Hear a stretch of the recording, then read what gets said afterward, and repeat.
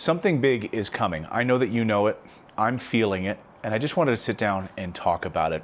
I think this country has changed forever in the wake of Charlie Kirk's assassination.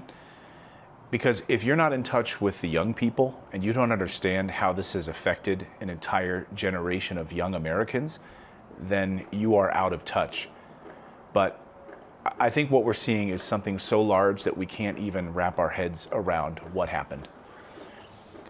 The time for tolerance is over, and I think you're going to see a major shift across this country. I just want to come in and just say a few words about it in the wake of what Erica Kirk had to say last night on television.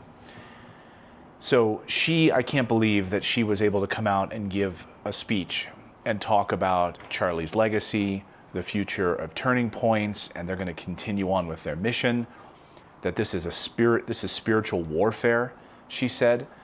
But she said something in an interview separately about the evildoers. And I just want to quote her directly. She said, "Evildoers should all know this.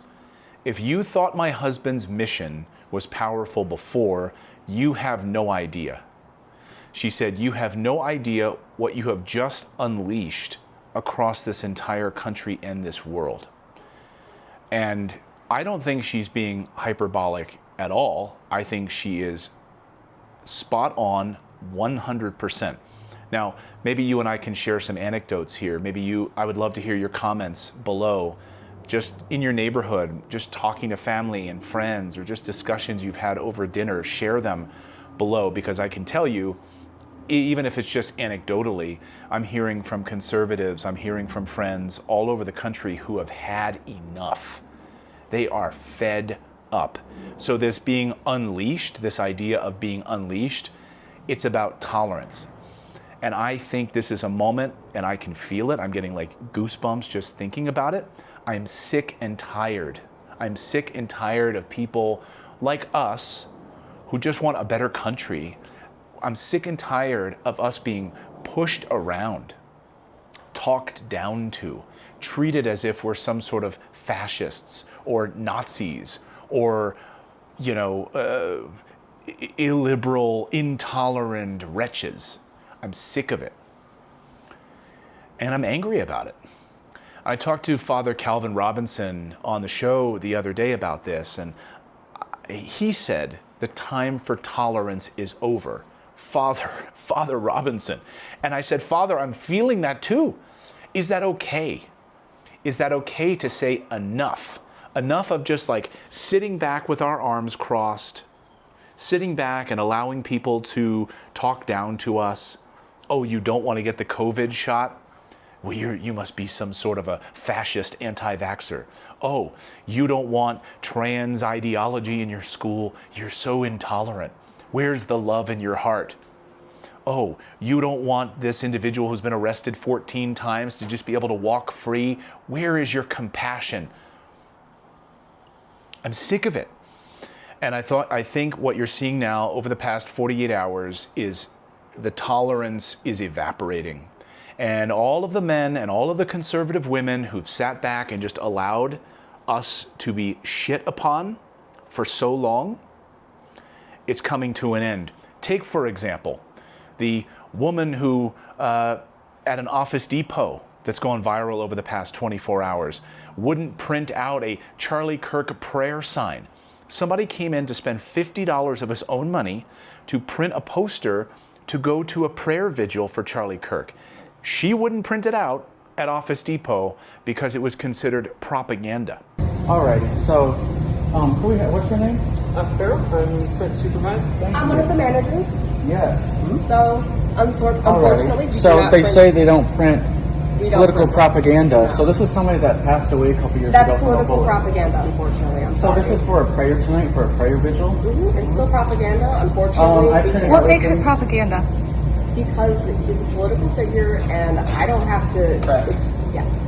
Our general manager is going to be in on Monday. If you No, want to it's speak totally further okay. on No, the we have- subject, we have if you would like to, you're welcome to return. Office Depot has fired her. This is what I'm talking about. For far too long, these people have gotten away with this shit, and it's over. She's been shit canned, gone. Or the developers for Sucker Punch, developers of a video game, who took to Blue Sky, which is a liberal echo chamber, to share their love of the fact that Charlie Kirk had been assassinated. Drew was her name, a developer, and the internet went crazy. She's been fired. And a laundry list of other people are losing their jobs because of this, calling for violence against other human beings all over Blue Sky. All the violence that they're calling for against President Trump, the violence they're calling for against Joe Rogan, who by the way was a Bernie Sanders supporter. They lost him because of their intolerance. Calling for violence against these individuals, no more. So these people are losing their jobs left and right, and I'm sorry, but I am there for it. I am sick of it. I'm sick of seeing videos of like a young man in a coffee shop with his girlfriend or whomever, and he's wearing a MAGA hat to make America a great country again. FYI, I don't know if you've noticed what's happened to this country over the past few decades. Who wouldn't want to make America a great country again? Lift people up out of poverty, have jobs for everyone, that every American could afford to buy a house. That you wouldn't buy a Big Mac for $10 because of inflation. You wouldn't see homeless encampments all over the United States going into these liberal cities. You wouldn't see fentanyl destroying entire communities. Yeah, that's making America great again. So I'm so sick of seeing these videos of a young man sitting there in a MAGA hat at a coffee shop, and some, tolerant liberal comes in and starts ripping it off their head. And I went from being shoved next to a cliff on a hike, being called racist, people spit on me. I mean, it was insane because I had a MAGA hat on. I mean, people would just walk up to me and be like, I hope you fucking kill yourself. Or goes up to houses and tearing up Trump signs, or yelling at people in coffee shops because they're wearing a Make America Great Again shirt. And you have a baby here with you. You're a disgusting, sick, vile, fucking weirdo. Oh my God, it's fucking right. You dumb bitch, you're with this shit. He doesn't want me or you to have equality. Oh my God. Or the woman who took to social media yesterday in an Eagles jersey, by the way, which I was pissed about as an Eagles fan, and she's some white liberal lady from San Diego who's posting about how she's thrilled about Charlie Kirk's passing. Starts to sing like a hymn and then transitions into like a celebratory song. And then the social media goes crazy and flips out at this woman. And guess what? Her husband runs an electrician's company in San Diego. And then people started leaving all sorts of one-star reviews and all of this. And her husband, who's a hard worker, who is out there every day supporting his family while his wife's at home sipping Merlot, drinking Merlot and making TikTok videos about the death of Charlie Kirk. It's awful what happened to his business, but guess what? Your decisions have consequences. So while your husband's out there working, you're at home drinking Merlot and making videos about Charlie Kirk's passing. Did you not think it could come back to bite your family in the ass? I hope now maybe you'll go to church. Maybe you'll go to a local church and you'll repent and you'll say, I'm sorry. Maybe you'll learn your lesson. Maybe people will start to learn their lesson.